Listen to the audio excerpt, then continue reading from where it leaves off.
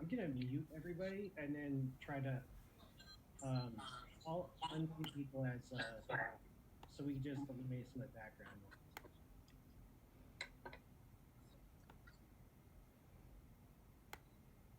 Okay, so thank you all for attending. This is the Torrey Pines Community Planning Board meeting today, Thursday, August 13th. We'll call to order at 7:02.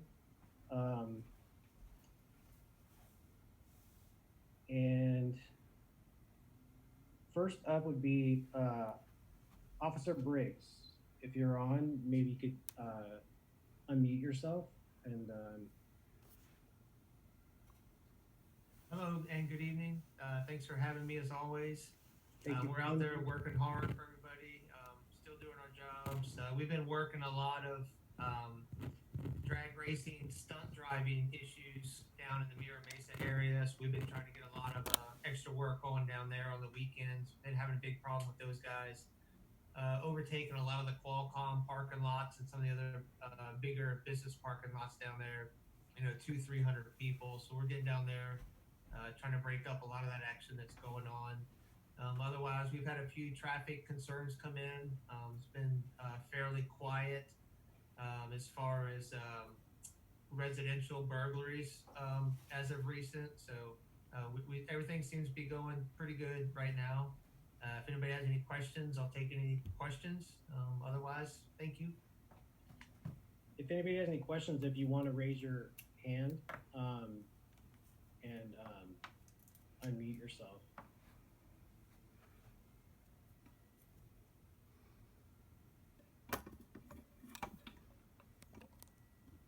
Or if you're having trouble putting up your hand, unmute yourself and you can okay. tell me that you want to ask a question. So on Delmar Heights Road, Officer Briggs, it seems like the traffic sometimes is really, like when you were talking about drag racing, and I think it's also an issue on Carmel Valley Road. I might be wrong though, that some people seem to be driving really fast. Is this like an issue all over San Diego right now because of less traffic? Yeah, I think there's an issue because there's less traffic, so a lot of people are driving faster because there's not as many people on the road. We have and are getting more officers trained on our radar, LiDAR enforcement, so we can get more officers on the street actually enforcing speed limit violations. Currently, right now, I think we have 2 and our motors officers that work the area. And Delmar Heights is one of the main spots we are working for traffic violations. Delmar Heights, Sereno Valley area, and then up in Del Sur area. We're trying to hit a lot of speeders through there. Okay, thank you. All right. Mike, do you have your hand up as a board member or did you have something for Officer Briggs? No, I'm just technically incompetent. Don't know how to unhand my hand. So. All right. I just unhanded you. So thank you. I appreciate the assistance. I'll go back on mute. All right. Thanks, Mike. Eduardo, did you have a? Thank you, Officer Briggs. Thank you for your service. As you will know, bicycling is just growing exponentially. It's hard to go buy a bicycle these days. I have a concern about 101. It's something that I'm talking to with the Project Review Committee.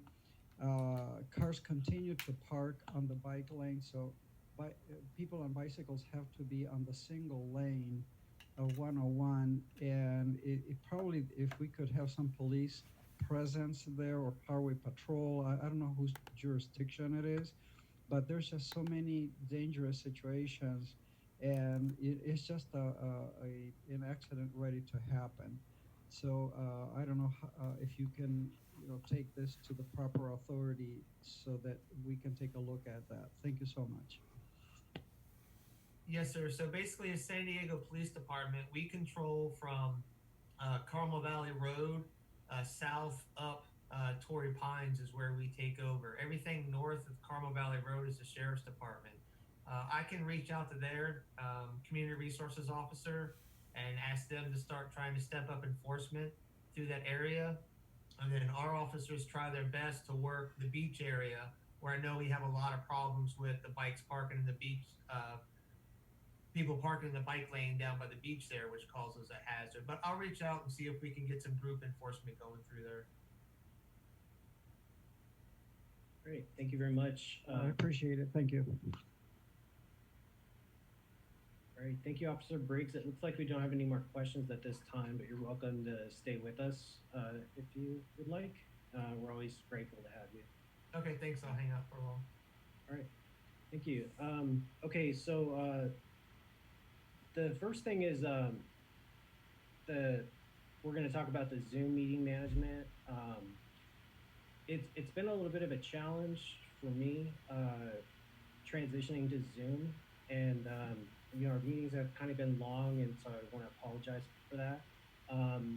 So we're going to try to tighten things up a little bit by just trying to maintain order and conduct the meetings according to Robert's rules. So I just want to mention that, and if people aren't familiar with that, it might be a good idea to read it, and we'll try to abide by those rules and see if maybe that makes the meetings go a little more smoothly and we can get out on time. The next item is the non-agenda public comment for issues not on the board agenda but with the jurisdiction of the Community Planning Board. Usually the time limit is 3 minutes per speaker, and the board does not respond to speakers per city council policy. I do want to say though, before I ask people to raise their hands, that I see there are a lot of people that are on the meeting that were at PRC on Tuesday, and this is not the meeting where the board is going to consider the Del Mar Heights rebuild. We do have an agenda item. I should probably talk about that now. And we were going to discuss the possible scheduling of a special meeting of the board to follow up on project review. But there have been some things that have come to light. There's litigation going on, and our community planner has advised us to get a recommendation from the city attorney on how to proceed. So we're not going to schedule the special meeting at this meeting.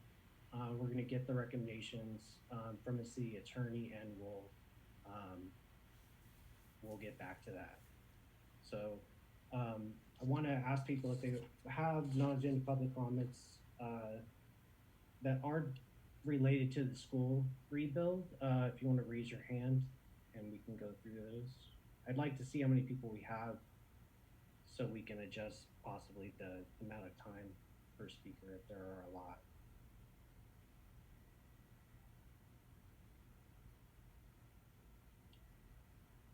Okay, so we only have one so far. So I'll go ahead and Arzo Nasiri, if you want to unmute yourself, and we'll have your 3-minute non-agenda public comment. Okay. Hi, everybody. I'm not sure. I apologize if I got it wrong, but I was, did you say that for this meeting, so there's not going to be any discussion about the rebuild until your group, until the planning group discusses with the city attorney? Could you explain that to me a little bit more? I'm just trying to understand the process here. Okay, so our board will discuss the school rebuild at a special meeting. It's one of those things where it's going to take more time than we have to be able to go through all the speakers that want to talk about that in a regular meeting. So we're going to be potentially scheduling a special meeting to follow up on the project review meeting, but that's not going to happen right now because there's litigation, and we need, based on our community planner's advice, we need the city attorney to sort of guide us in this matter. So we'll be getting back to that. Okay, well, I definitely logged on to express my support for the rebuild as I did a couple of nights ago. I, I do understand some of the concerns, but I just would urge some expediency in this because this project is already due to an oversight by the city. It's already been delayed. So, I mean, there's just a strong group of parents and community members who really have been working on this for many, many years and would like to see it come to fruition. And I do appreciate your due diligence. Yeah, I would just say as soon as possible would be greatly appreciated. yeah, we really want to. The project came to us very late, and we're trying to do everything timely, but it's a little tough for us to kind of step into a situation that's being litigated. So we have to be really careful about how we do that. So Okay. I appreciate everybody, who spoke on Tuesday. I was there, I listened, I heard everybody, I totally get it, and we are committed to doing what's right. But in order to find out what that is while litigation is going on, we need to get advice from the city attorney. Okay, understood. And, we stand ready. If you have any questions, you can let us know on our end if there's any information we can provide, and really appreciate it. I'll hang out in the meeting just because I'm interested in the other items as well. So thank you. The one thing I would like to say is if anybody wants to send me an email, if you go to our website, it's chair@torreypinescommunity.org. There's a link on our website. And if you want to send me an email, and I hesitate saying this because I don't want to get flooded with, a million emails, but if people want to send me an email and just put in the subject Heights notice and send me your email address, I can start to build a email group. So when we do get to the point where we have that special meeting, I can blast that out to anybody who wants to be notified directly, in addition to the other notices that we always give when we have meetings. So just want to offer that to everybody. And Greg Javin. Yeah. Hey, Troy. Thank you. I had a question for Officer Briggs, and I see he's still participating. Hopefully, he's listening to this. I chose not to ask my question because, for the sake of time, I think there's going to be a lot of discussion about the Heights. But since you're not going to discuss the Heights, I figure I will ask Officer Briggs the question. Hey, all right. I see he's back. Thanks, Officer, for turning your video back on to let me know that. Just a couple of follow-up questions from what you said. You mentioned that you're enforcing speed limits or speeders, I should say, using radar and LiDAR. But you said for Delmar Heights Road you're doing that. But just for my knowledge, I thought that you can't do that on Delmar Heights Road, that you're not allowed to use radar. Well, we can use radar on any road that has a speed survey conducted on it. And the speed surveys, I believe, are every 2 years. Don't quote me on that. I'd have to look at the actual number. But so as long as the speed survey is done in their allotted amount of time, we can do radar LiDAR on any road throughout the city, as long as it is current. Okay, but there is no current speed survey for Delmar Heights Road, correct? There is. Oh, okay. I'll have to look into it. I had heard that it was the speed study that was done showed that the average speed was in excess of the posted speed, which meant that it couldn't be enforced. If you cannot use radar in that kind of situation. Yeah, I will check with traffic to confirm that. From my understanding, even our motors guys are out there doing radar LiDAR on Delmar Heights, and they're the experts, so they're not going to run it where they can't. But I'll follow up and confirm for sure. Okay, and actually, maybe it's which portion of Delmar Heights we're talking about. I'm talking about the portion that's west of the 5 freeway. I've never, ever in 30 years seen them do a radar testing.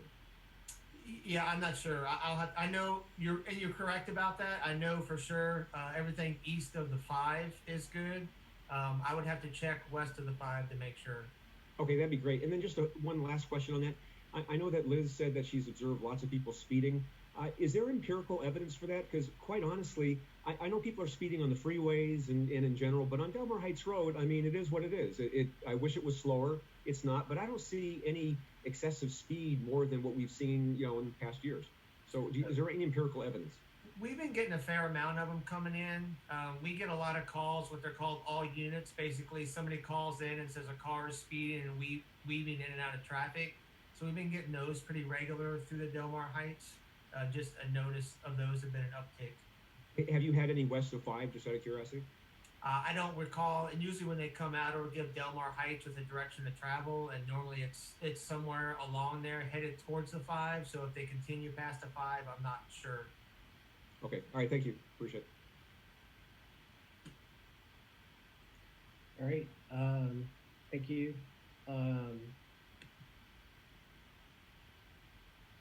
I don't see any other hands up.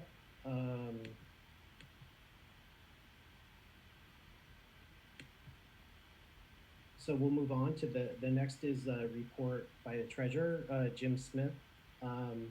And I keep apologizing. One of these days, Jim, we're gonna meet at the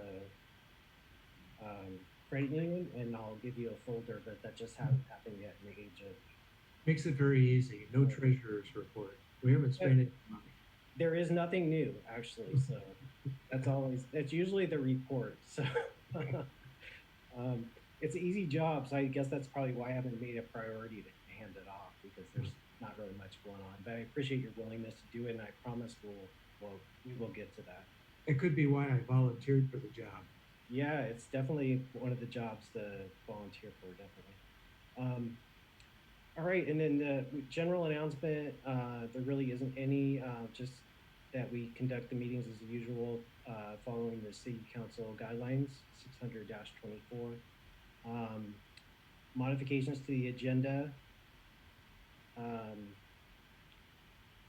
don't have any, other than I've already modified it by talking about the rebuild and scheduling. Is there a motion to approve the agenda?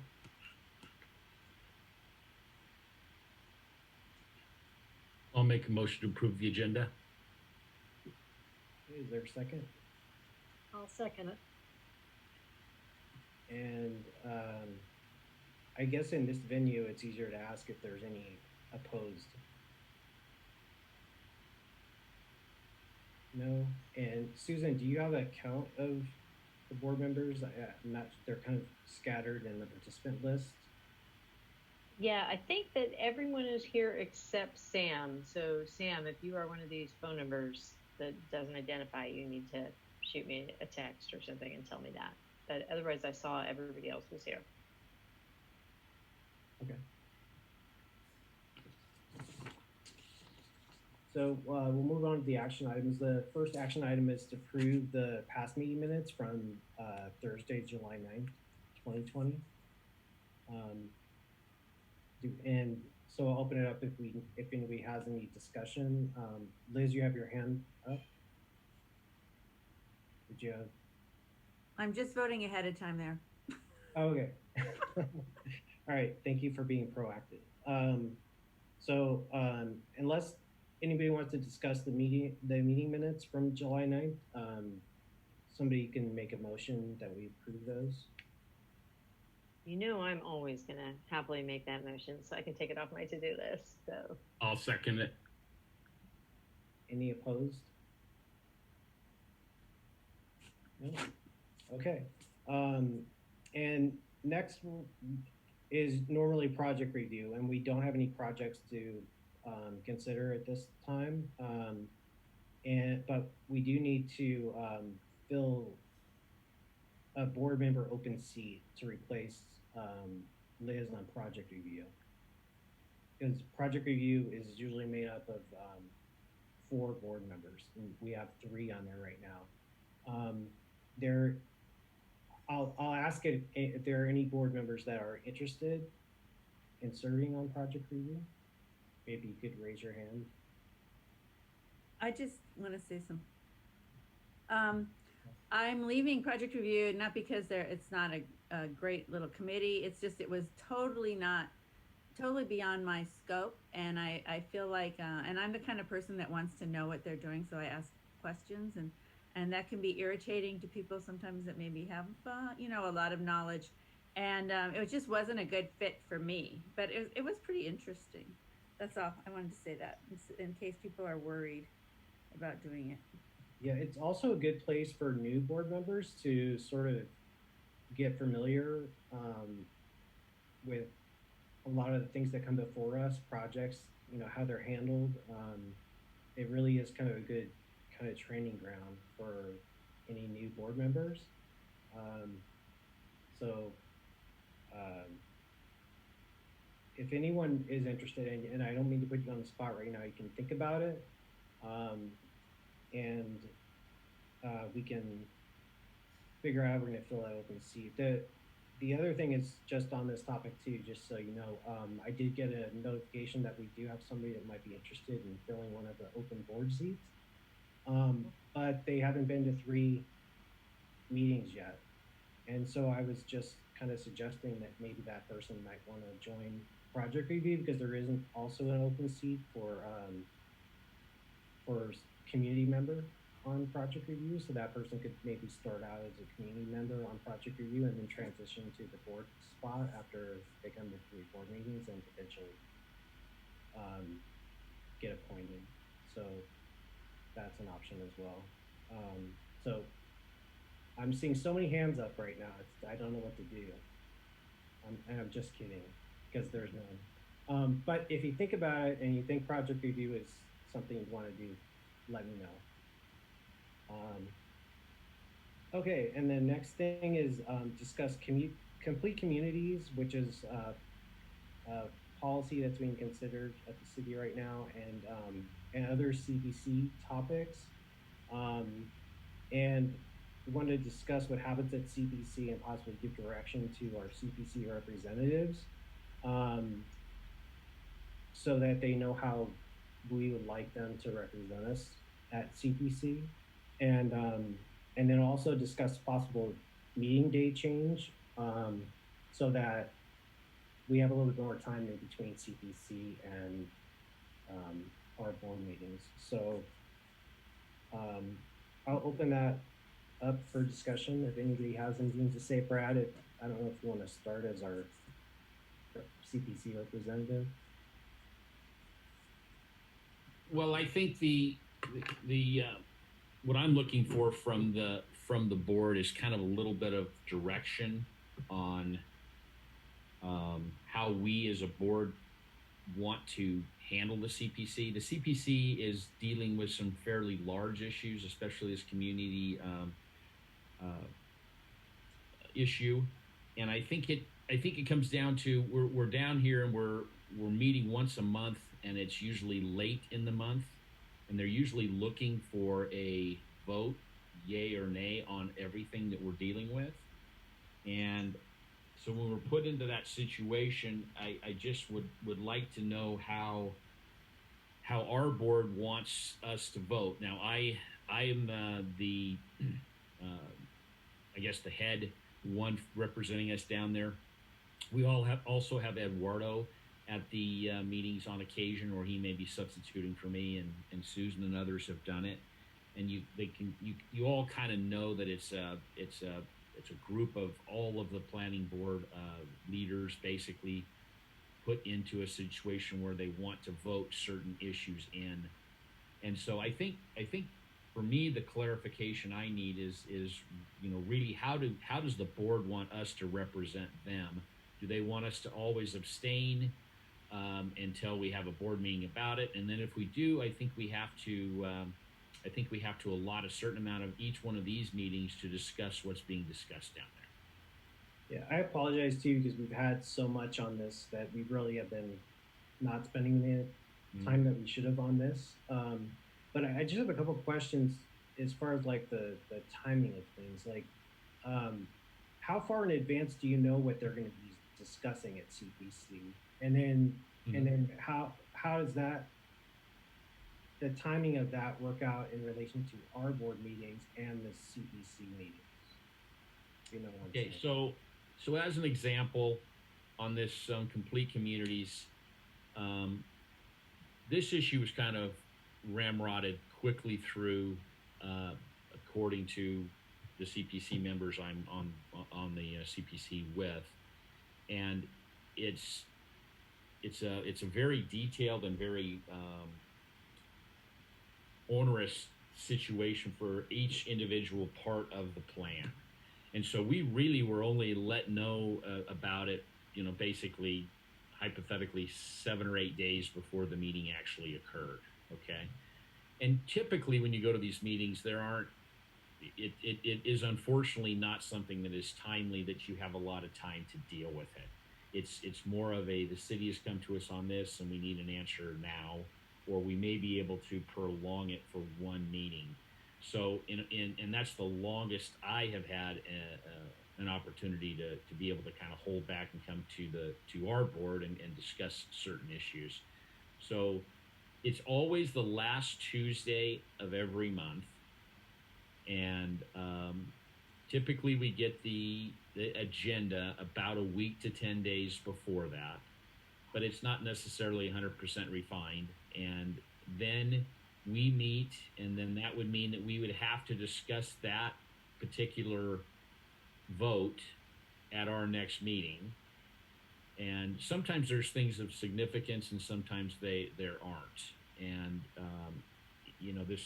this complete communities issue is extremely large. We could literally spend 3 meetings talking about it. Okay, but it comes down to there's probably only small little significant things that will deal with our certain community planning board, where it may be completely different for City Heights or Golden Hill or Ocean Beach. They're all differently handling different things because they have mass transit and they have other issues. So typically we're only going to have about a week to 10 days before the meeting. I can certainly send that. Troy, I think you get that agenda. We can send it out to all of the board members and have them review it, and then have them basically maybe give me some input prior to that meeting on how they feel they would like to handle them, although they'll be somewhat vague on the agenda, kind of like ours are. They aren't really too detailed. Or I guess what I'm kind of looking for is, what are we willing to spend some time on issues of significance every single meeting on the CPC? I think we have to, because I don't think it's probably a good idea to do that via email response from the agenda. So I'm thinking if we have time, discuss that agenda at the meeting, and then maybe give you and Eduardo direction it would be the next CPC meeting if they're not going to take action in 7 days from when the agenda comes out, because that right. might and that's fine, and as long as, and I don't know, I'd like Eduardo to kind of chime in a little bit, but as long as it, and then hypothetically, how do you want us to handle a vote where we're basically, it is now and we aren't waiting till the next meeting, and we don't have the meeting for 10 days. We have to make a decision. It was not discussed in our prior meeting because we did not know about it. Yeah, understand. So let's hear from some of the other people. I think Liz had her hand up first, so Liz, if you want to go and start. I think it's difficult because our board, unlike a lot of the boards which have had people on them for years and years, our board, most of us are new. I mean, we're not, and we don't know. I think it's hard, Brad, for you to know how we feel about stuff because we haven't discussed a lot of the issues that come up, the new board members on CPC. And there's going to be a lot of issues with the new politicians that are be coming in, and with this promotion of growth and a whole, and I think it's difficult. I don't feel comfortable really with, I trust you, but at the same time, I don't know how I feel about these issues, and then we're voting on something that affects the whole, I don't know how much actually the city even listens to the CPC people, but I'm assuming they listen fairly well to them and take in those accounts of how they feel. And if we have a new board, I don't think we even know how, some of us even know how we feel about these issues. Do you understand what I'm saying? I think for a little while, Yeah. we need to spend for a little while till we get more gelled together and how we see our community and we all decide together. I think it's hard for us to take or for you to represent us when we haven't even discussed really our own community plan. So I don't know. That's my feeling. I feel like we should be spending. That's what this community planning group should actually be spending a lot of time in, is figuring out what, and with the input from the community of how we want our community to look like, and how these, then when you know all that, it'll be easier for you to make a, when you go to CPC, to kind of know what fits our community. That's all. That's fine. Again, I think that's kind of what I'm looking for. I know we have a lot of new board members. I'm not, I've not necessarily been here that long either. It was something that Dennis had asked me to be involved in, and I volunteered, and it has been enlightening, and in other times it's a lot of work that you didn't sign up for.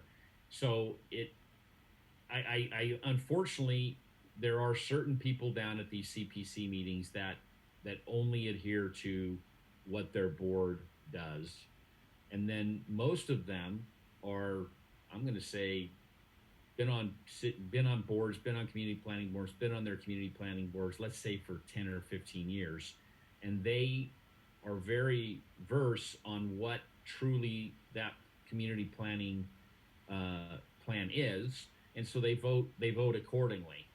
And the only benefit I can share with you is because we're at the bottom of the alphabet, Torrey Pines. By the time it truly comes to our vote, it rarely is we're a deciding factor. Okay, matter of fact, I can't even tell you if we ever have been a deciding factor. But I feel uncomfortable, and I want to kind of hear Eduardo's thoughts. I feel uncomfortable going down to a meeting knowing the absolute importance of this particular complete community's situation that the city is dealing with and the CPC is dealing with, without a lot of input from the board, because it truly has to do with, ADUs changing height limits, density. It's a rather extensive way for the city to try and get people more housing in our city. And I don't think it would conflict within our community planning board, because I don't think we have any of those drawbacks, because we're kind of also protected by the coastal commission. But it's not something that I think we can just ignore and not at least discuss it on a at least monthly basis on what we choose to do on that particular item. But we're usually dealing with a particular project in our purview, and we don't make time for that, and we're always running over. Kind of like I feel like we're spending too much time on this already, but I need guidance from the other board members on how we should proceed. Well, we're making up for time that we haven't spent previously, so I'm fine with the amount of time we're spending on this. So hopefully we can get you, yeah, no problem, some direction. And Eduardo had his hand up next, so if you want to go ahead, Eduardo. I'm the alternate for the CPC. The matters being discussed now are of very high importance. They have to do with the increase in density, which is like a blanket decision that comes pushed by the state of California into every community. And it is on single home lots to add what's called an ADU, which is an accessory dwelling unit, and a junior ADU, which is a junior accessory dwelling unit, a mini home that you can put on wheels. So you could, at this point, just go to the city, and where you have a single family today, you could be permitting 4 units, which is obviously very different if you are on a property that's on a busy street. Like, I don't want to talk about our community, not to hurt any sensitivities, but like Claremont Mesa, it's very different if this is a property on Claremont Mesa that if it is 3 blocks away from Claremont Mesa. It's very different how it distorts the character of the neighborhood. The other issue going on is transportation, so which has to do with traffic, and which is also an extremely important topic, and because it impacts so much the communities we live in, San Diego, I would suggest that a subcommittee should be formed as long as these matters are on the table, so that Brad and I, because we have discussions as these meetings are taking place, to make a decision. Some of the CPC members don't make a decision; they abstain. But I think that this is really not a good way to handle the process, because basically you get railroad. So if you don't vote, what happens is whatever everybody else wants to do, and you just have to go with whatever was decided. So I don't think that not having mandate from our group is the healthy way to go. We're just going to have to eat everything that is voted by everybody else. So that's why I'm suggesting that whoever is interested in this to come work with us, and then that we have mandate, because here's what's happening. There was a vote, they decided not to take it because there were so many abstentions. There was just so many different opinions. And the next, it was postponed to the next meeting, which is Tuesday, the 25th. So it's 2 weeks from now. And the city agreed to this because they have to take this to council the next day. So it just by one day that they allowed to postpone the vote, which otherwise would have taken a month ago, and we would not have this discussion today. Whatever had decided by the other communities would have taken place. We would have voted or not, didn't matter, because again, it was postponed. But what I'm saying is how critical, how important it is what's taking place. And very concretely, 2 Tuesdays from today, there's going to be a vote that there was an opposition to the proposals as the city did like a 20-minute presentation, and what was contentious was parking and small lots. So when you get to add an ADU or a junior ADU, it's in some cases you don't even have to add parking. And so there was opposition to that. And then there are some situations which are considered small lots, which also don't have parking, but also add substantially to the change in the character of the neighborhood. So I'm just explaining these two very concrete things. They're going to be voted. And if we don't have an opinion from the rest of the board members, either we're going to abstain, and so basically it's do nothing, or give our opinion and convey to them what we understand would be the desire, the thinking of the rest of the board. So it is really important. And again, I'm going to suggest that before Tuesday the 25th, anybody that's interested to interact with Brad and myself should, because these very substantial matters will be voted. Thank you. Eduardo, do you have the agenda that's going to be coming up in 2 weeks? Yes, it was circulated yesterday. I can send it to you, and then you circulate it. I don't know what's the proper way to do it. I could do that, but I'm just wondering maybe you could read whatever it says about those 2 issues that you just brought up, like what they're going to be considering in regards to those, what the question will be that's going to be before you. Right. In order to understand thoroughly, and I believe the presentation by the city, there were 3 people from the city. Again, it was a 20-minute presentation. To be really in a position to make an intelligent vote, I think it's important, necessary to listen to that presentation, because it goes into quite a bit of detail of the consequences it has. It's mandate from the state, unless the city has its own twist about it, but the cities have to go with the general current or what the state is trying to do. So I'll circulate the agenda, and probably is going to have these 2 points on it because it's very specifically, it's very punctual, what the rest of the communities were opposed to or had problems with. But it is really impossible to even participate in a decision making without understanding from this 20-minute presentation what we're talking about. Okay, thank you, Eduardo. And Deborah, you have your hand up? Yes, I absolutely agree with Eduardo that it definitely does affect actually most of our community, our immediate community. And we're supposed to represent what people want. So I feel it's our duty to have an input, to vote, to not abstain. And there's a lot that I find very disturbing. I'm glad that Eduardo mentioned some. So I guess we're okay. I just also hope a lot of people will help them out.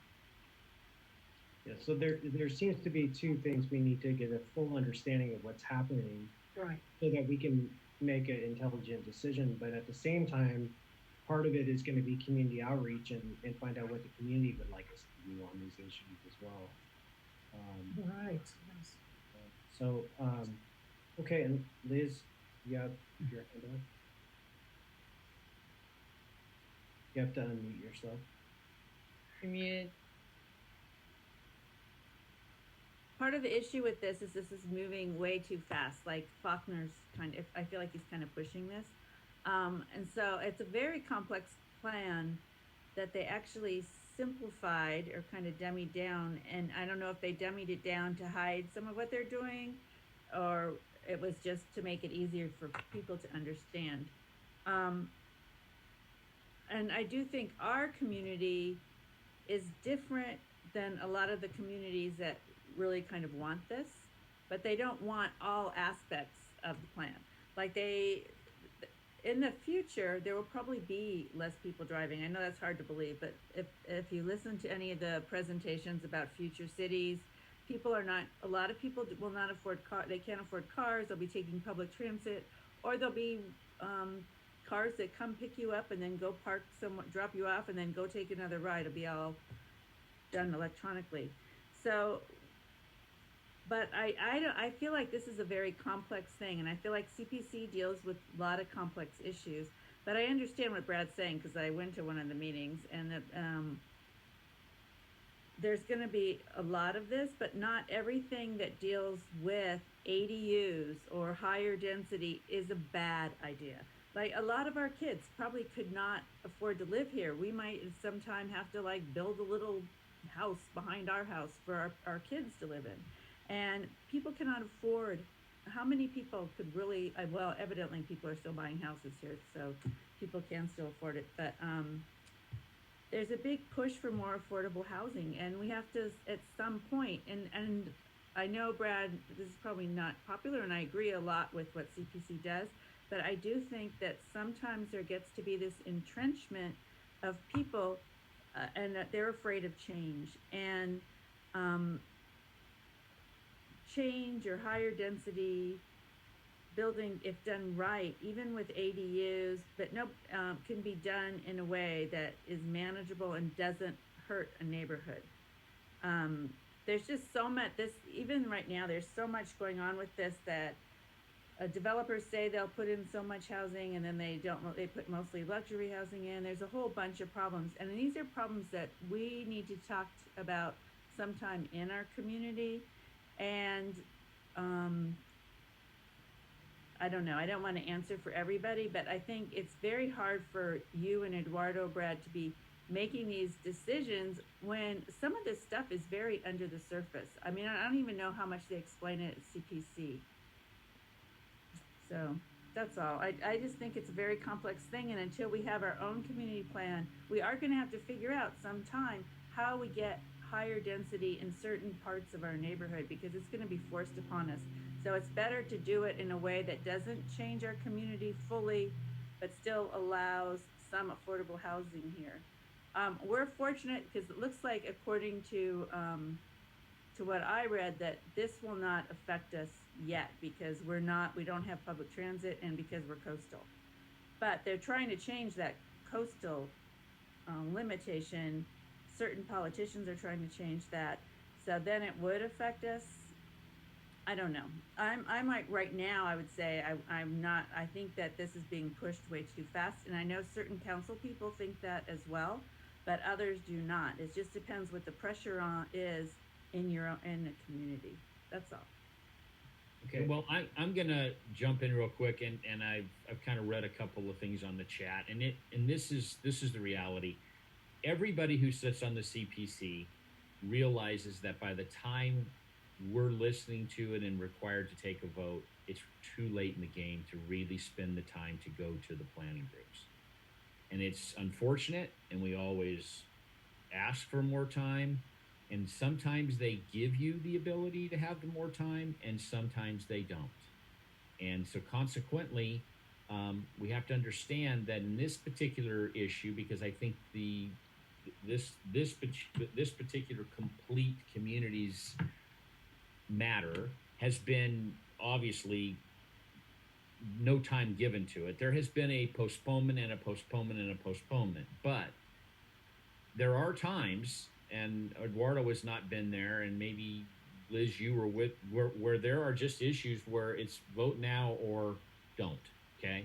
And I think that as a planning group for ourselves, we have to understand, okay, what parameters do we want for me being the representative, or Eduardo being the representative, or anybody who would have to step in our place down there on how we want our community to be represented. It shouldn't be what I want. It shouldn't be what Eduardo wants. It should be what our community wants.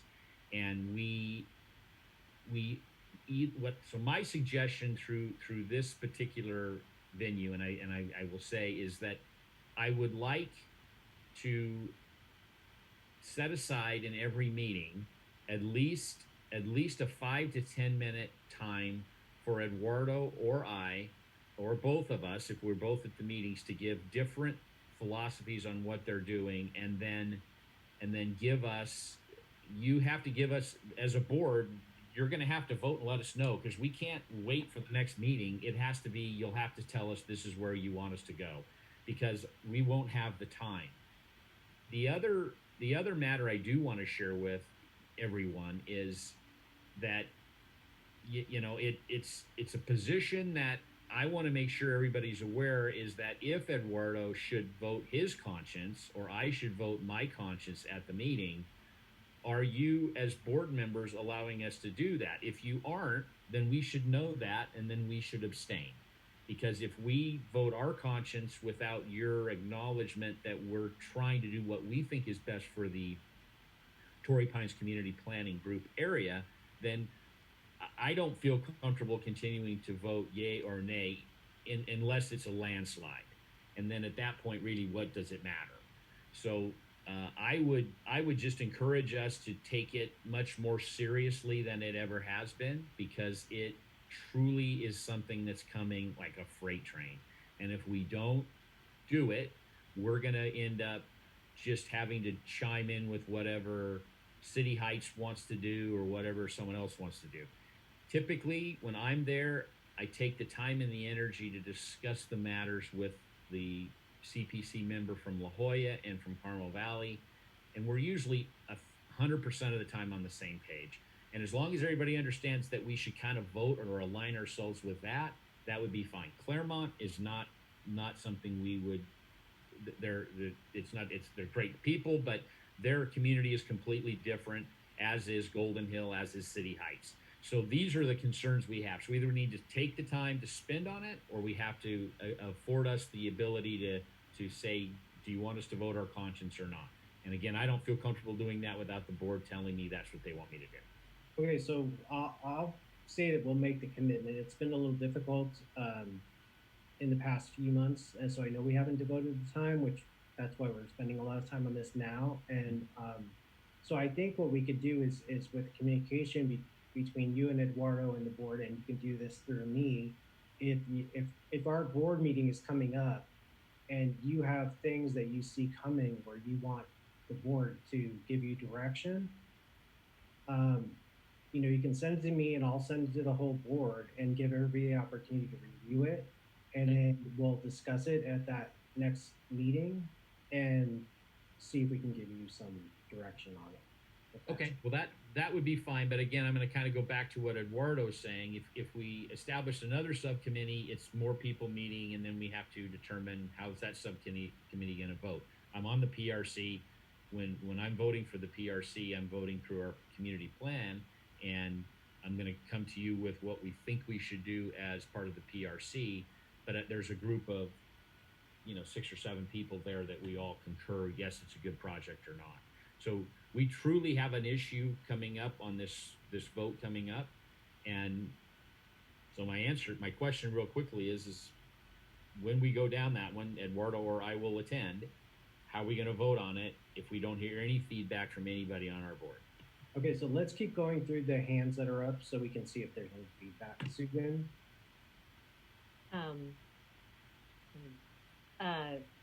So, I mean, my feeling is democracy only works if you vote. So I would never want us to give up our vote. I would be more comfortable. This is just me personally. But I'm just going to say, like, this is what I advocate, would be that the people who are there in that room actually live in our community. And I would rather be led by you making a choice that maybe I personally wouldn't have made. That's better than us being ruled by the decisions of Claremont and PV and everybody else. If I had to decide, I mean, I feel like not voting is not the way the system works. So, I mean, that would be me. I would hate for our community because I think we are very different than some of the other communities. So I would love to come up with a rule of thumb because I was the alternate. So I have, I did go to 3 or 4 of these meetings, not always as the alternate, but to get familiar with it. And I've seen how even little things can come up. And I think we do, as a board, need to think about, how do we authorize them when something comes up? Do we, as a majority, would we prefer that our representative, whether it's Brad or it's Eduardo or, like 3 years from now, it's somebody else, and we can always revisit it, but would we prefer that group abstain because we never discussed it?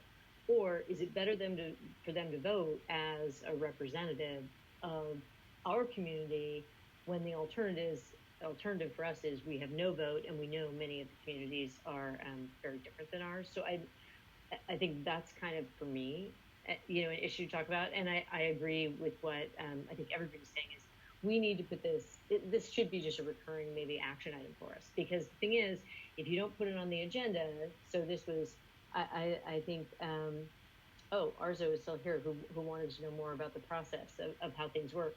So Robert's Rules of Order, we can't take any action if it's not on our action agenda. And if it's an information item, then we can just chit chat about it. Like the board can't, other people can talk to us. So I do feel like it has to be an action item just so that it's on the action item, people talk about it, citizens are welcome to present and whatever, and that we can vote. That doesn't mean we have to vote, but if it's not properly noticed as an action item, our hands are tied. And given how fast this cycle is, there's never a chance for a second meeting to decide later or to say, it would be great if we all knew everything about everything. So I feel like I love the perfect world scenario. But Thank you, Susan. I agree with you that it should be recurring action item. So that will happen. So we have Eduardo, and then we'll go to Deborah. Well, I wanted to point out the importance of knowing what the topics are. For example, we were just having input regarding opinions if we should have ADUs, junior ADUs or not. That was voted on. It was overwhelming to vote for the permitting of all these units. My question at the meeting was if it should be handled as a blanket or it should be qualified depending on the density of the street, not to change the entire neighborhoods. I got an opportunity to say my opinion, but the vote was overwhelming. So the only thing that is out for vote is how these things are going to be parked and how the small lots are going to be handled with. So the other thing I heard is that this is being shoved in by by our mayor. It's not, it's the state. This is a state mandate. There has to be a decision. The last day for the council to make a vote on this is the 26th. And on the 25th, CPC votes where it's an advisory group. They'll consider the opinion of the group, but the city council will be voting on this the following day, Wednesday the 26th. But I want to insist on the importance to know about what the discussion is so that we, either Brad or myself, have good guidance on what the opinion is. Thank you. All right, thank you. And Deborah? Yes, and I apologize if this isn't my prerogative to ask. I'm new to the board, but at some point, will non-members be able to express their opinions on it, like even right now, might be present? I think that's a part of what we need to figure out. Usually we have public comment section, but we do have an action item. So I would be open to if anybody in the community would like to take a couple minutes. This is kind of the main thing that we're kind of focused on in this meeting, and we have another hour to go. So I don't know if it's okay with the board. I'd like to allow people to comment so we get some feedback. Eduardo? I wanted to clarify, the CPC meeting is run very professionally, and there is a 3-minute spot for anybody from the community to make any comment. So the answer to that is yes. And if it's on our agenda like it is now, anybody from the community has all the right to do it. So I think that's not even to think about. Thank you. So anybody would like to comment, please raise your hand.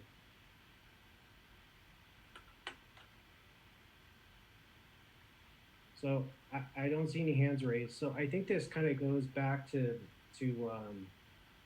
what Deborah was kind of saying, that we need to understand what's going on and not only vote and give direction to Brad and Eduardo, but we also need to somehow get the information out to the community so that the community as a whole understands what's being considered, and that they can give feedback to us. So that being said, Liz, go ahead. You have to. I did get in touch with the editor of the Del Mar Times, and like I was thinking, we could put something on our meeting notice. We have to, and I found the date, and so we could actually have, if we know something big is coming up, we could actually like list on there. It doesn't have to be perfect, but that we're going to discuss like complete communities, like today. Like that will be on as part of the agenda, and then I could see full agenda on the website, so that we've given notice to them on topics that they might not think that we deal with, that they might be interested in. Okay. And I would do it in enough time to where we would have to kind of know, like this, we kind of knew in advance. I probably could have put it on there, and then to give them enough time to take part. That's a great idea. Thank you. Okay, so I don't see any more hands raised. Does anybody else have any other comments, or does anybody have a motion that they would like to make? I just have a question. I'm not clear because I know Eduardo wants us to really understand this, which is, obviously correct to vote on anything. But then I also heard there was a meeting on the 26th. So I don't know how in between those two dates we're all going to get up to speed and meet and vote and provide guidance. Well, the other thing is, Brad, I don't know if you have a motion in mind. I don't really have a motion. I'm 100% in both camps, because I think we have to understand something. Eduardo and I, when we go to the CPC meeting, have to vote on something on the 26th, or we abstain. So we have to make that decision. We either have to set up a special committee between now and that date to go over this in more detail with anybody who's interested, so that we could possibly arrive at how we should vote as far as for the Torrey Pines Community Planning Board, or we don't. Okay. Now, I think I can agree with, or I will share with you, most of the time, it is almost always a one-sided vote. Okay, so it's not like you're ever really in a situation to where you're going to be the deciding vote. As far as the ADUs go, our vote, if we'd have voted no, wouldn't have mattered, because the state's pretty much already decided that this is going to happen. But I think we as a board would discuss that matter and say, okay, have we ever dealt with an ADU in our marketplace or in our spot? And we have. And those ADUs are something that when we had a project review, we dealt with those ADUs making sure that we had parking. And why did we want the parking? Because we don't want another family moving in behind another house over in the off Mango, and then creating more parking on our streets, which is already poor as it is. So when we approved those projects, the city was mandating and saying, no, they had to have parking for those units. What you have to understand from what Eduardo and I have been dealing with on this complete communities, that's pretty much out the window. So will they adhere to it or not? No one really knows, but technically the way, if it's a blanket approval like the city is looking for, they're going to allow an ADU to be built with no additional side parking, no additional parking needed, and that's going to impact our community, okay? Because you're going to have more parking on streets where people have a lot big enough to put an ADU on. And so clearly we voted no on that, and how could we vote no, or we would prefer to have voted no on that and be with the majority on that, because we know that when we had those particular PRC meetings, we knew that was not something we wanted. We actually pushed for more parking than even what the city was doing. So we have to deal with how we're going to deal with it globally going in the future. And then I think you have a plan for that. I don't know that I can actually come up with a motion, but I think it has to be that Eduardo and I are going to come to you after the meeting, prior to the time that the agenda's done, and we'll have a specific item that we want input from the board on, for the board to tell us how they want us to vote, and then we'll vote on it the following meeting. We can do that, but we don't have that luxury on this one. Okay, so I just have a couple of thoughts, and then Eduardo has his hand up as well. I can't make a motion as chair, but a couple of things we could consider is possibly creating a CPC subcommittee that would be made up of Brad and Eduardo and anybody else who wants to participate. And then that committee could, I guess, in best case scenario, come back to the board if there's time to get board input and based on the committee's recommendation.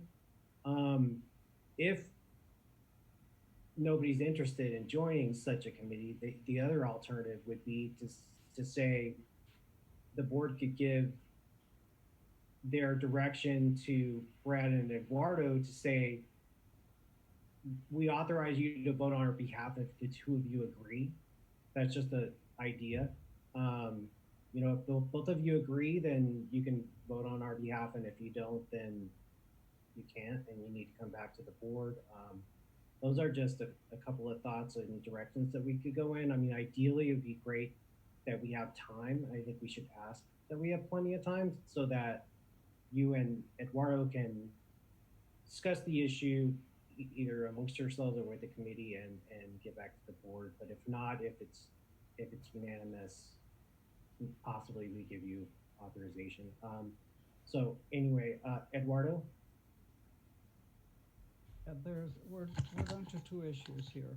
One is the immediate meeting coming on the 25th, and I do have a motion for that. And I have not discussed this with Brad, but Brad, you can tell me what you think. Mm. And it is that we vote that whichever parking is lost, because also what you can do with the ADUs is replace your garages with ADUs.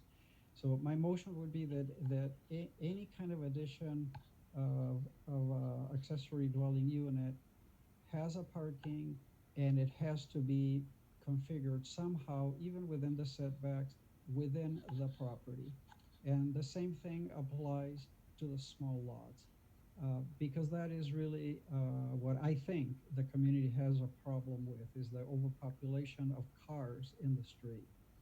And regarding the long-term way we operate, yeah, well, that's open. I'm not going to have a motion for that right now.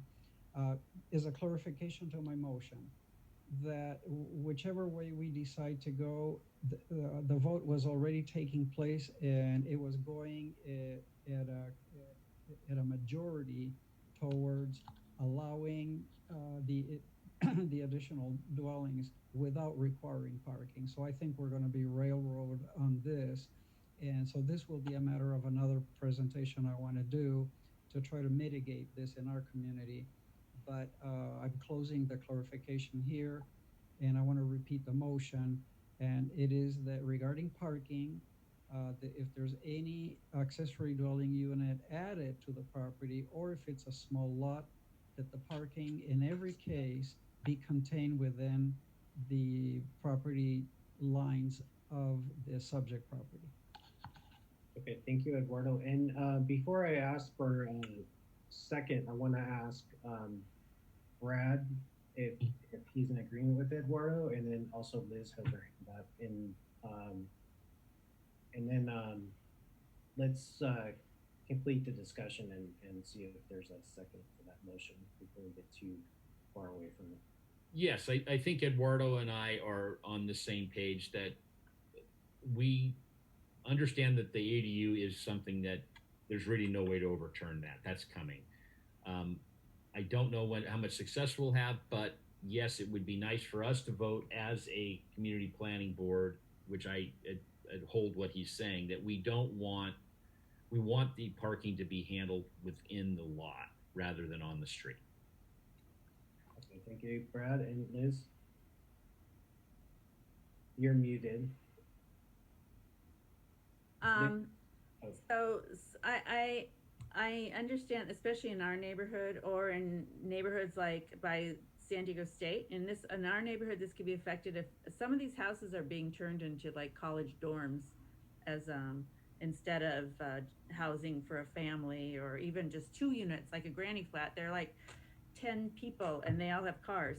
And I think this varies so much. I don't see how they can do a blanket statement for San Diego, though, because there are other areas of town where we have a lot of homeless, and people just want a small place. They don't even have a car. And to say that, like, you couldn't, I don't know what the exceptions would be, how they would write the exceptions to allow places. So in these complete communities, the place is right by mass transit where you didn't need a car. I could see where you don't have to have as much parking, right? But I know in North Park, they did that. They tried to do that. And then there's no way to find parking on the street now. So these are just this is my problem with this complete cities thing, is it's like some idealistic fantasy that has a lot of parts to it. And when you put it all in as one thing to fit every community, it doesn't work. Like, this does not really fit our community. I don't see it as fitting our community. And I was also disturbed by the fact I was thinking of ADUs or like a granny flat or for how we have our granny flats. Now they're saying a granny flat could be 4 bedrooms. So that's, to me, is not a granny flat. That's like an apartment or another house. And on the other thing, I feel comfortable. I think we do need to have these discussions, like probably monthly while this is all going through. And then I feel like once that Brad and Eduardo and our community understands, we have a better Brad and Eduardo will know how the community feels. And then and right now even I would accept Brad and Eduardo's vote. I think it is, like Susan said, important that they vote. But I do think this is an important issue that we need to have time for in each meeting. That's what I wanted to say. And Yeah. actually, can I just make a motion now that we do that? Do we have to do a motion for that? Like to have time for the CPC issues at every meeting? Or can we just do it? You can if you want, but I'm gonna put it on the agenda. No, you actually don't need to. Let's I'll just play. do it. Can I play my parliamentarian hat? As long as it's appropriately noticed and it's on the agenda as an action item, you don't have to make motions to have something always appear in the action item. So the chair has the ability to sort of take all our feedback and decide what's on that agenda, and then you're good. Yeah, and I promise to do that. I think we've been neglecting this for too long because we got other very important issues. Right. Yes, 2020 was a hard year. Right. So Jake, I want to hear Jake, and then we'll see if there's a second. But Jake hasn't had a chance to speak, so. So this is a question for Brad and Eduardo. When you guys are down there at the city, going to these CPC meetings, do they talk about, or does anybody bring up the fact that you start converting backyards and space on property to granny flats, ADUs? You're losing open space for kids that potentially live in that house already, kids that could live in that house in the future. You're losing more space for kids to be outside and playing. And we already have a shortage, at least in our community, of park space. The open space that there is left, such as at elementary schools, there's talk about rebuilding and, decreasing that space. I'm just talking theoretically, but is what I'm trying to say. Has anybody brought that up? Where are kids supposed to play in the next 20 to 30 years? Eventually you have no yard space. And right now we're on the cusp of something that really is going to be changing the whole look of neighborhoods. Not right now, not this year, and not next year. But we're talking a decade out. We're setting the precedent now of what neighborhoods are going to look like. And I'm just really curious, has anybody else brought that up? So let me thank you, Jake, for asking that question. I'm going to ask Brad if you would respond to that, and then Eduardo if you would also respond to that, and then Eduardo, after you respond, if you could reread your motion, and we'll see if we have a second. So I'll jump in first. Yes, Jake, absolutely. It's been discussed. It's actually been discussed by us, is that because we don't have parks in our area and we're concerned about the adding of additional space, which you have to understand, I think, and I'll share with you maybe on another level or different way of how this is happening. The state has already mandated this rule on ADU. It's already happened. Okay. This is the city of San Diego kind of, I think, changing things around a little bit to try and make it even more enhanced for other areas. Okay.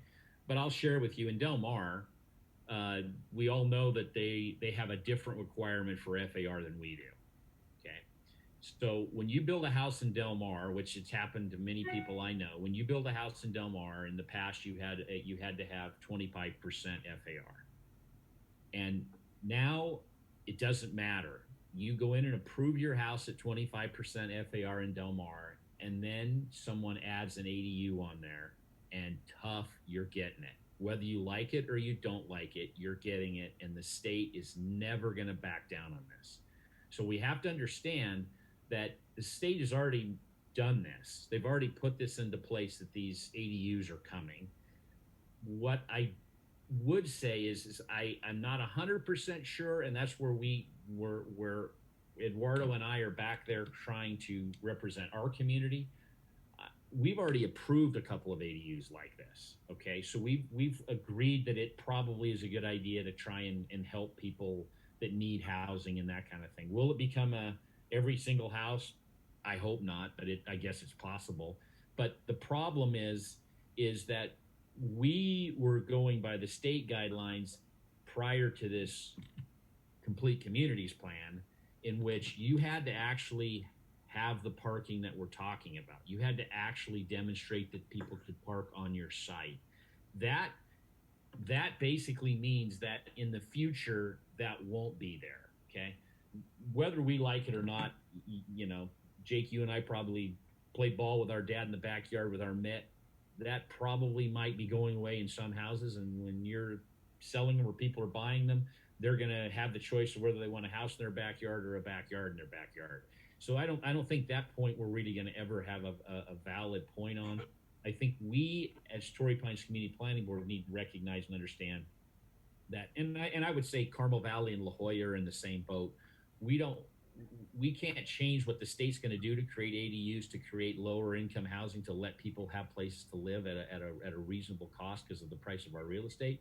But I think we should have the right to say we don't have enough parking, that we can't have all of our streets. They have to do the parking on there. So that's how I feel about it. And we pretty much voiced that in the last 3 meetings, and it's finally just come to a point where we're going to have to vote one way or another. Okay, and Eduardo, I want to get your input on that, but I do see that Jim has not spoken about this yet, and he's his hand up, and Deborah as well. So I'd like for everybody to be able to comment, but at the same time, I think we have a motion on the table. So I'm going to ask if we can just and Susan has her hands up too. So let's talk to James, Deborah, Susan, and then we'll circle back to Eduardo and see if that motion has a second. Right. So this is to Eduardo's motion that on one hand, it let people, no parking requirements, let people fill up the streets, and the other, make sure that there's parking on the lot. I certainly worry about the carte blanche of just parking and then end up in a North Park or a Boston where you can't park. There could be a middle ground that, or some way to put the brakes on it. Let's say if they go ahead and they're adding these ADUs and the streets fill up, is there some way to say, okay, now that's it. Our streets are full. You can't do any more. Probably not. So if there isn't any middle ground and there isn't any other proposal, I somewhat reluctantly would back Eduardo's proposal. Thank you, Jim. Deborah?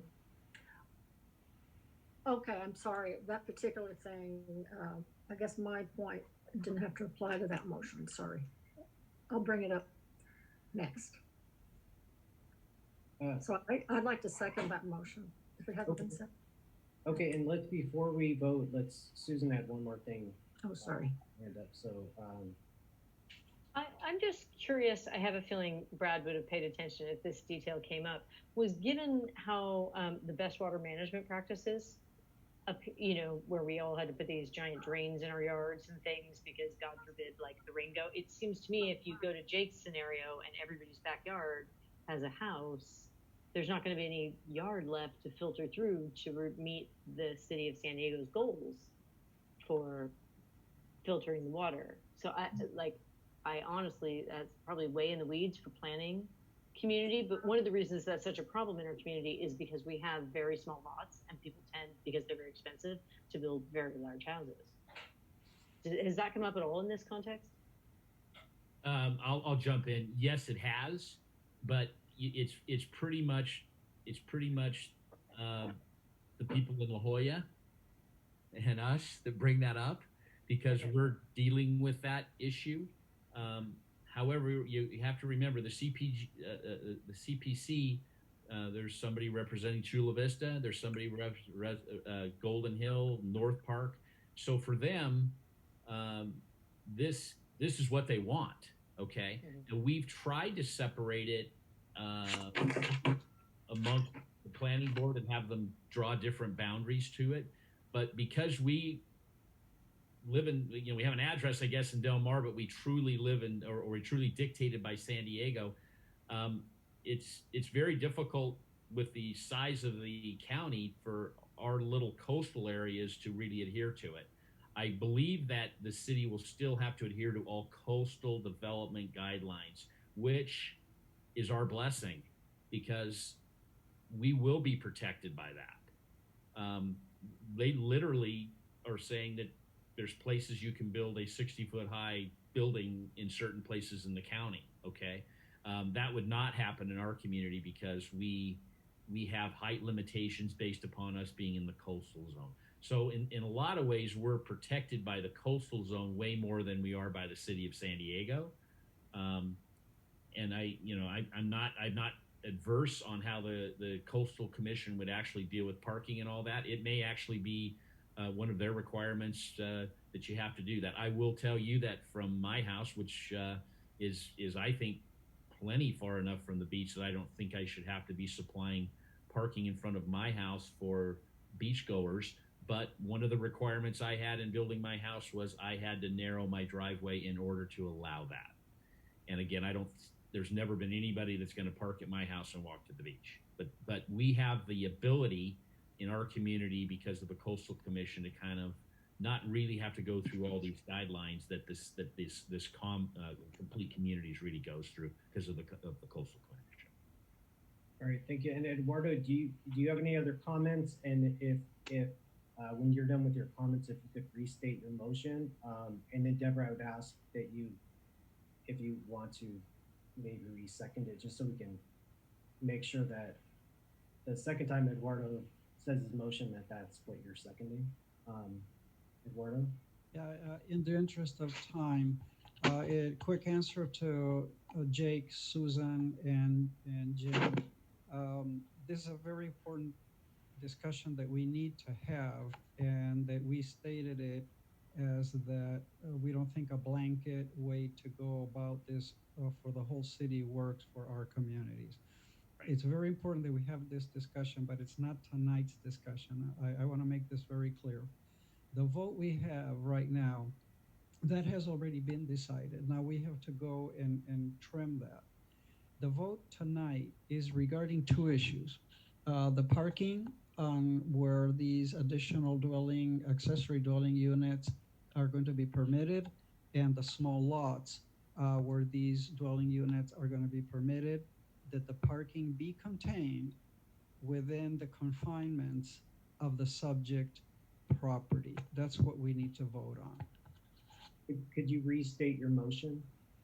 Yes, that for all the properties where accessory dwelling units will be permitted, and for small lots, that in all cases, parking will be confined to within the limits of the property, of the subject property. Okay, and then do we have a second? Deborah, if you... Yes, I second that motion. Is there anybody opposed?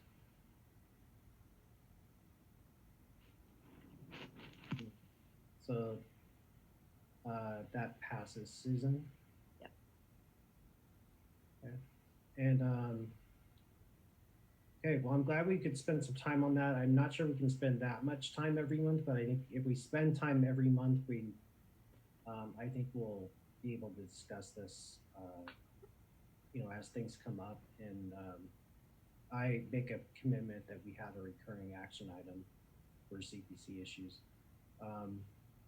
Okay, so moving on, we have local traffic issues on Mango and Del Mar Heights, Portofino, and others. And Jim, if you want to maybe give a quick, or I'm sorry, it doesn't have to be quick, we have time, but if you want to kind of talk about what your concern is, and particularly to Mango and Del Mar Heights, and I think we may have a comment by Mariah, because I think she's been looking into some stuff for us. So Jim, if you the concern or the problem is at the intersection of Mango and Del Mar Heights Road to the north of that, coming out of the Vons shopping center, traffic can back up a long time.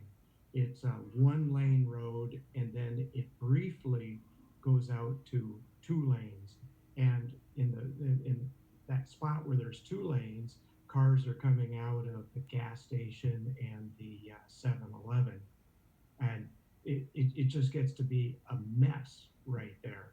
So I have some ideas. I mean, I can talk about the ideas here, but I'd communicated, emailed with Troy. Troy suggested Mariah. she gave me a link to make a request to the San Diego traffic engineers. I forget the name of it, but I did that, and they said that within a month they would say something.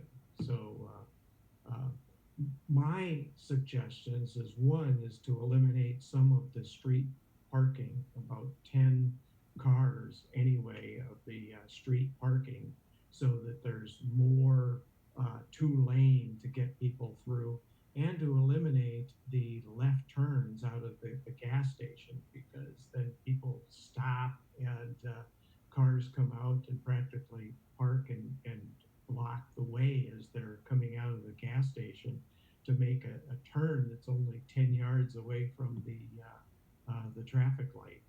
So anyway, I have some ideas, and neighbors have given me suggestions about how to do that. But it'd be great, of course, to have a traffic engineer to weigh in on what a good solution to improve that intersection would be.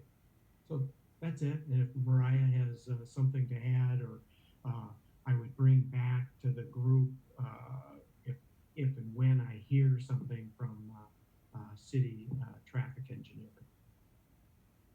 Okay, thank you, Jim. And Mariah, do we have the ability to request a traffic engineer study that intersection and see what they can recommend? Yeah, so he did the right channel there, going through the process, going through the documentation, but past that, it's up to the traffic engineer to really evaluate the intersection and determine from there what action is needed. But I'm happy to email them directly to kind of bump that on their list of pending. Okay, that would be great. And we have Greg Jabin has his hand up. Greg, if you... Thanks, Troy. It's pronounced Jabin. Some of you may remember that years ago you could make a right turn on a red when you're going towards the west. So if you're on Mango, you can turn right heading towards the beach. Maybe 15 years ago, they put in no right turn on red signs there. To this day, I don't understand why they did that. If you can make a safe right turn on a red, you should be able to do it. And because you can't today, that forces traffic to back up that normally would clear that lane out. So just one suggestion, James, is when you talk to the traffic people, ask them, is there a reason why they can't get rid of those no right turn on red signs? Right. Good. Yet another good suggestion. You know, it takes a number of people to look at what are all the different ways that we can move traffic safely through there. Yeah, thank you. Great, thank you, Greg. And I apologize for mispronouncing your last name all these months. No problem. Does anybody else have any comments on this? Raise your hand. All right, it is an action item, so if somebody wants to make a motion, we can do that, or we can keep it on as a recurring action item as we get back more information from Mariah and the traffic engineer. Jim, do you have a preference? I don't have a motion. I think if we'd leave it on there and follow up until we hear what the recommendation is from the traffic engineer, that would be good. Okay, great, we'll do that. All right, the next issue we're going to skip because we already discussed that what we're doing about the Heights rebuild. We're going to be getting back to people on that once we hear from the city attorney. So next we have the officials' information reports. And first, we always appreciate Mariah coming to our meetings, and I know we have a list for you to go through, but if you want to just mention that if there are any changes to anything on the list or anything to report.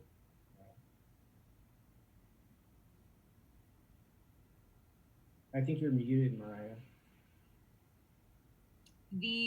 Hi. Hi. The main thing I really have is the utilities undergrounding status.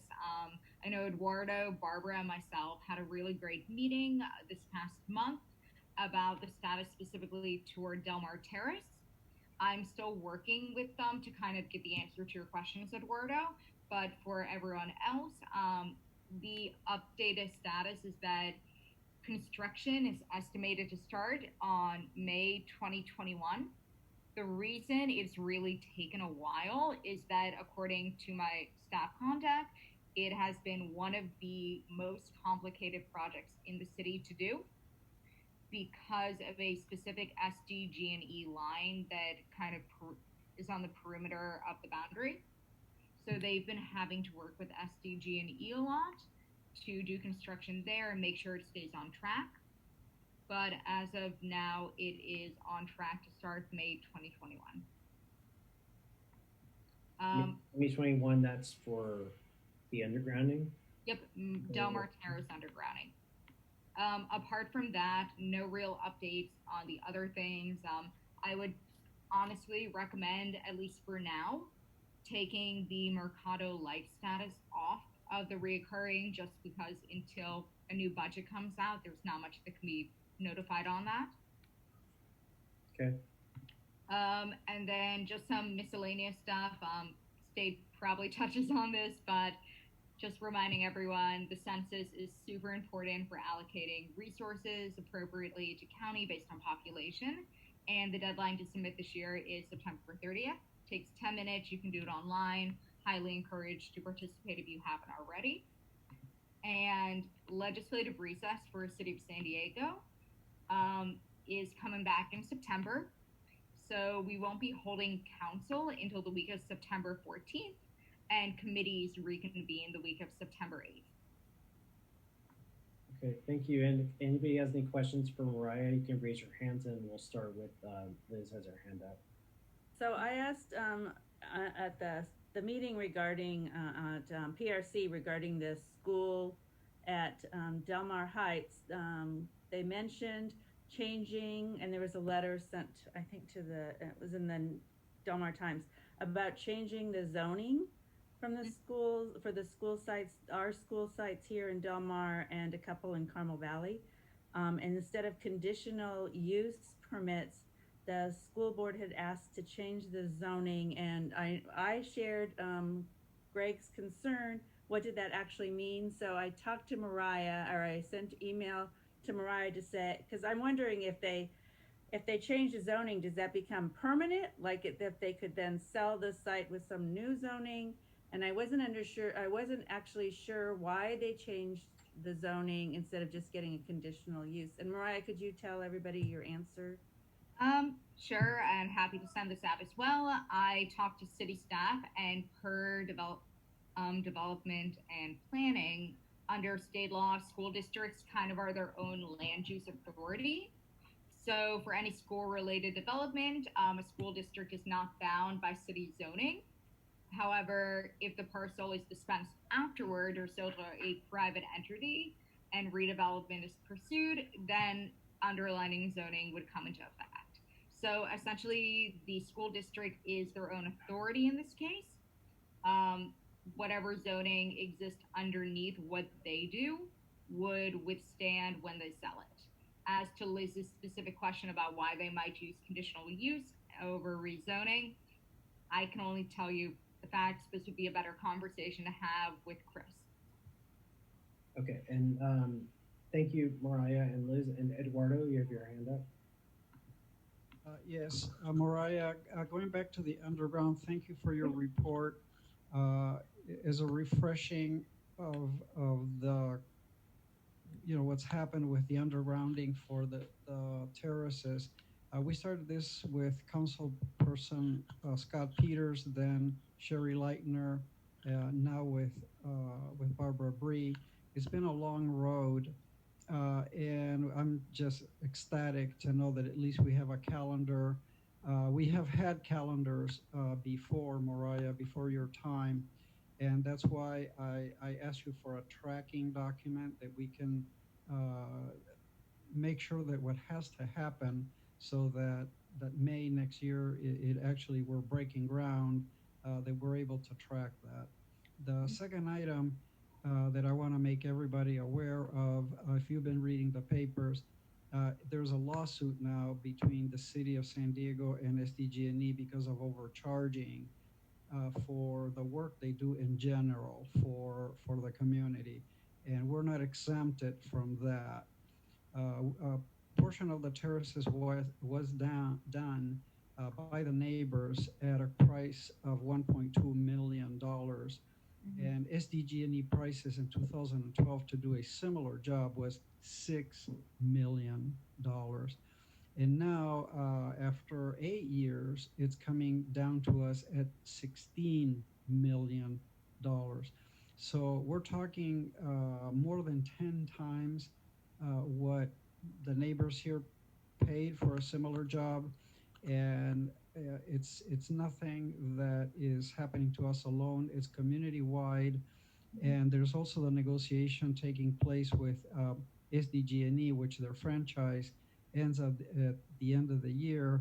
And I wanted to take a minute because I will be asking the board if we can start talking about this, because we're all rate payers for SDG&E, and it's a company that is not serving us well. And it's not me saying it, it's the city attorney and the lawsuit that the city has for this overcharge. So that's the other thing. So it's time and the cost that we're going to have, which is at this point an outrageous number. So I'll be following that with you, Mariah, but it's really not to drop it until May. It's if these things don't happen, it's been 12 years of date after date. So I appreciate you jumping on board. Thanks. Of course, like I said, I'm working with them to figure out how to get that information out in public. But like they said as well, citywide, this has been one of the, if not the most complicated block of undergrounding in the entire city of San Diego due to that eastern boundary. Great, thank you. Greg? Yeah, thanks, Troy. And Liz, thanks very much for raising that question that I had asked on the Tuesday meeting concerning the zoning. I guess the question, Mariah, is why now is the school district trying to say that they are not bound by the zoning laws? They haven't needed to do that. They've had a conditional use permit for all these years since 1959 when the school was first built. And it just concerns me as a neighbor living just a few doors down from the school that there's a property owner that's not going to be subject to zoning laws as long as they own that property. I'm not concerned about them selling it. I'm concerned about during the time that they own it, they're not going to be bound by zoning laws. Yeah. Oh, sorry. No, go ahead. I was going to say, really, the relationship between the school district and the city is pretty separate. The school district is their own independent entity, so I'm happy to relay questions along to Chris Delahunty, who is the representative for the project. Now, I do know that the school district passed Resolution 2020-20 that specifically exempts themselves from the zoning laws, but the city of San Diego can challenge that in court, correct? I can follow up on that. Okay, I'd appreciate that. I'm pretty sure the answer is yes. For the reason, for those of us that have driven by UCSD up on Torrey Pines Road across from, say, Black Horse Farms, they aren't subject to zoning laws, and it's a major city that they've been building there over the last 3 or 4 years. Right across from Estancia and Black Horse, they've got a whole bunch of 10-story buildings, and they can do that without having to have any public review, any planning requirements. They do what they want because they are not subject to zoning laws, and I don't want to see that happen to my neighboring school. Thanks. Understood. I'll follow up on your question, but any really comments or concerns has to go directly to the planning department or the school district. Okay, and we'll be, and Greg and Liz also, we'll be potentially having a special meeting where we can have Chris involved. I don't, this section of the agenda is for questions from Mariah, so I don't want to turn this into a mini school debate. We will do that in time. So thank you, Mariah. And Kelly has her hand up as well. Kelly, if you a comment for Mariah or a question for Mariah?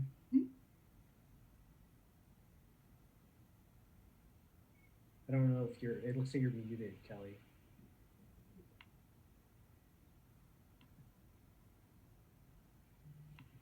Okay, so if Kelly can get herself unmuted, we can ask a question of Mariah, but here, she's asking how to do that. Yeah, Kelly, there's a button that is at the top of your little picture there, and if you just mouse over, it says unmute.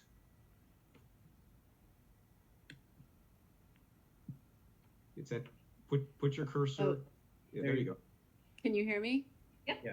All good. Oh, wonderful. I just wanted to thank Mariah for her answers.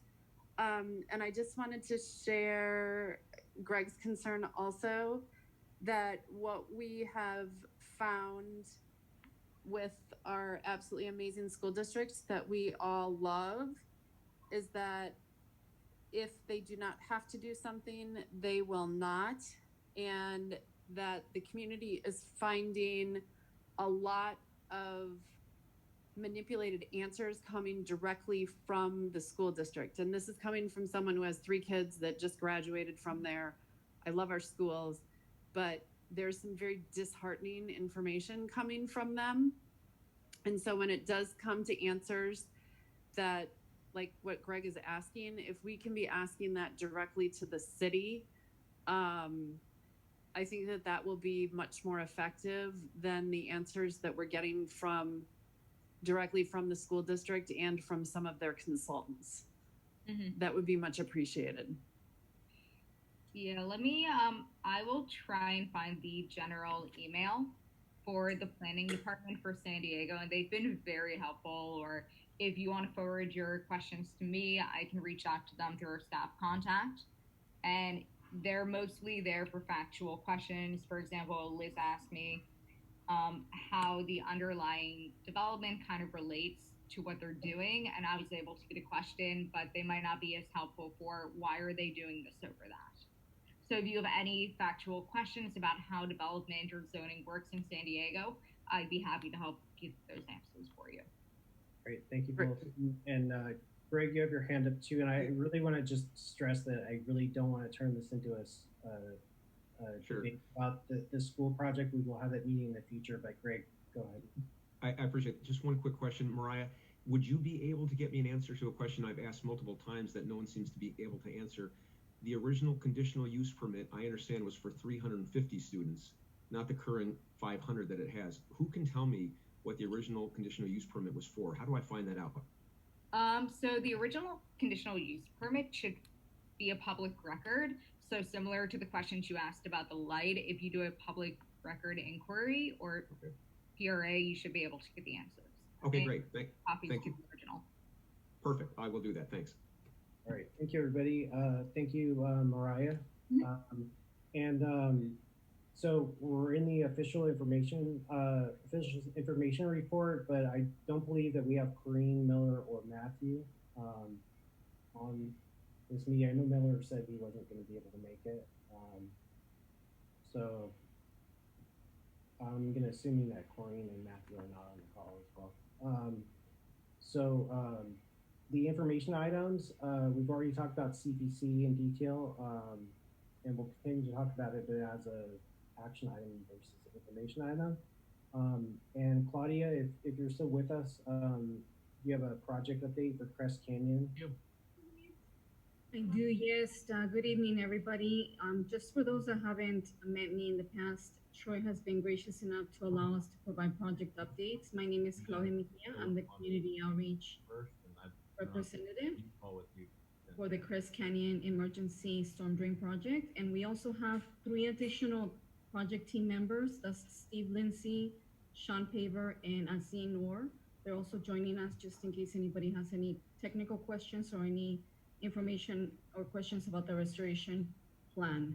So the current project status is we are moving up the canyon. So we've completed pipeline installation between the lagoon and up to clean out number 6. Right now they're working on the side of the drain near Arabia Road, and they're planning on staying there for a couple of days. So they're working on connecting that to clean out number 6. Also, they're installing about 60 to 80 linear feet of pipe daily. So they're moving pretty quickly, and the crews are working on compaction and on grading. So they have trucks coming up and down the canyon, dropping off material and also hauling out material. The pipe replacement is on track to be completed late this year, and once it's completed, it'll be followed by the restoration plan. So that's basically the updates that we have. We also want to mention that We just completed the restoration plan comment and review period, and now that's being worked on with the city. And I'll open it up to any questions and answers. All right, thank you, Claudia, for coming in as always and updating us. And if anybody has any questions, if you want to raise your hand, I'll call on you. I don't want to raise my hand. I lost my participants thing, but thanks, Claudia. So how long will the restoration plan be reviewed and before it's released in its final form? I'll definitely have Sean Paver answer that question. He's the one leading this particular task. So Sean, whenever you're ready. Yeah, no problem. So my name is Sean Paver, and I'm with the City of San Diego Engineering Capital Projects Department and biologist there. So we've gotten all your guys' comments. We're putting those together right now, and then we are also waiting on some comments from some regulatory agencies, primarily the California Coastal Commission. So once we get all those comments together, then we'll be able to finalize it. At this point, I can't give you a definitive date on when we might receive all the comments from the California Coastal Commission, but I would roughly estimate probably within the next 6 weeks or so, we might be able to get a final document together. Okay, so around the beginning of October. Yes. Something like, more or less. Okay. Yeah. Thank you. I'll look forward to that. Thank you. Any other questions for Claudia or anybody else? All right. Well, thank you for the updates, and we'll keep in touch as we. Anybody that wants to get added to the project database, feel free to send me your email. Last time I joined the people sent their email addresses all over our chat site. So I'm more than willing to take your email. So I'm going to thank Troy for posting the project. Claudia, is anybody else having trouble hearing Claudia, or is it? Yeah, she turned on the Darth Vader filter. Yeah, Claudia, you sound better now. If you say something, we can see if your audio is okay. Is it better now? Yes, it is. It is, okay. I was just saying that last time people shot over their email addresses to me on the comment section of this meeting. So feel free to send any additional emails you would like added to the project database. And I want to thank Troy also for posting our project information on your community board's website. So we're very thankful for that. It facilitates people connecting to the project. You're welcome. And we'll update any information as needed as well. So thank you for that. And Eduardo has his hand up. Do you have a question for Claudia? Yes, it is not a question for her, but regarding all the representatives, if there's some way to communicate to them that, we live in very special times, and it would be very important that they are present in these meetings, like the county to provide us like COVID information, or the state to know, where we are with COVID. Or I do have questions regarding what they're doing there at the parking lot. There's just things that there's a reason why they should be here, and so if there's a way to communicate. Also, we have elections coming up, and it's going to be a different kind of campaigning, and it's a way for us as a community to get to know them. So the bottom line is, if they can, especially having Zoom, that they can do it from their homes, if they can make themselves present to these meetings. Thank you. Okay, thank you. And Eduardo, we do, to answer your question, have a way of communicating. I do include all of them on the agenda every month. I know Miller comes to most of our meetings, and I think Matthew is usually available to come, especially if we have specifics that we'd like him to come and talk about. But maybe offline, you and I can discuss how we can maybe encourage more participation. And actually, the comment you made about the election coming up kind of is a good segue into our next item. And so I don't know, Liz, if you have any information on the Yes, who I the do city have. and county state candidates. I have information. So I've been trying to get Todd Gloria and Barbara Bree at the same night so that we could do a mini debate with the league moderating, and that was unable to happen because Barbara had just a few dates available, and Todd Gloria said he could not make those dates. So what I did set up for September 16th. Barbara Bree, Councilwoman Bree, will be here on a Zoom call, I guess, to talk to us about our community and what she's done or hasn't done. And at the same day, we're going to have the candidates Will Moore and Joe LaCava. And that will be like a mini debate, so we can kind of compare. The city council candidates are very important. So that's what I've done, and then I'm gonna try to get Todd Gloria and Chris Ward and Sarah to, I can't remember Sarah's last name, but they're both running for assembly, and the assembly is, people might not know that, but that's where a lot of the housing bills and the other bills come from, is the state assembly. A lot of the bills that affect us as Californians. So I'm kind of have a mini, here we are now, and here's our position we want to be, and debate set up. But I have to figure out the time for that. But September 16th is a go, and that'll be in the evening. If I could just jump in for one moment here. Regarding Barbara Bree, I know we've gotten a lot of emails recently about her and her mayoral conquest, and just want to make it clear to those at the meeting and those who might know other people that her council office and her mayoral campaign are two separate entities. So if you do end up reaching out to us about anything having to do with the election, her campaign, her stances, the most we can do is forward it onto her campaign. So I highly advise anyone interested in that to go directly to our campaign website. Yes, and for questions, I talked to Paul before the meeting. He's going to set me up a separate email, so I will post. I'm going to advertise for it, of course, and the Del Mar Times, and I'll probably put something in Nextdoor, and for people from our community, because this is basically mainly for our community. Though there are probably people from other areas. And I would like to get questions to address to the candidates that come from our community. So they'll be sending those to me at a separate email, so Troy, you don't have to deal with that. All right, well, thank you very much, Liz, for organizing that and making that happen. I think it's very, very important for our community. The other thing that's really important to our board is recruiting new board members.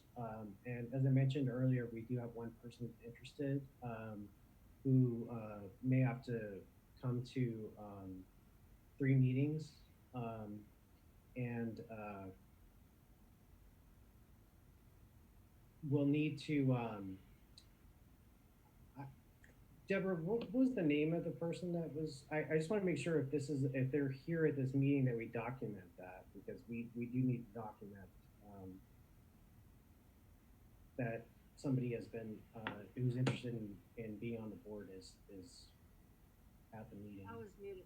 Fatima Gupta, I believe she's attending the meeting right now.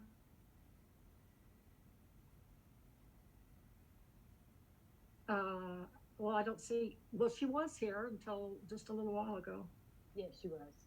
Okay, so let's just document that person, if we could document that person was here, just so we know that what their attendance was in terms of their eligibility. Do you know the spelling of the name? I don't know how to spell her name. Pratima,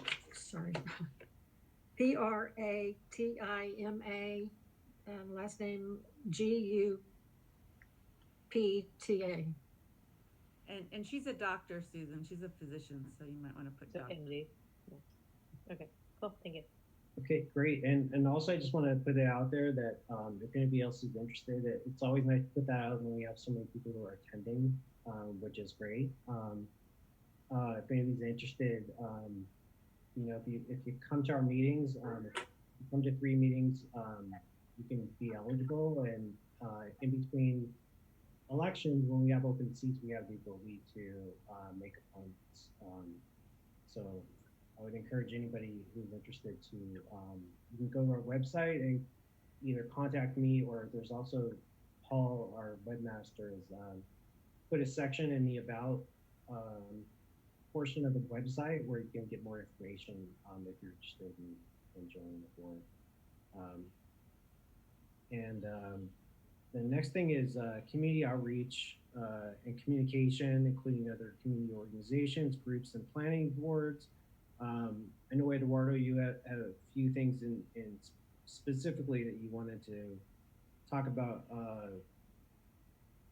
For example, the voter-fied system that's being used in Coronado and the rerouting of the train tracks. So, Eduardo, if you would like to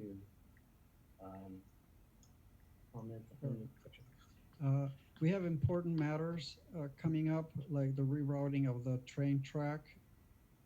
I understand Sandag is working on this, and we're not being participated on it.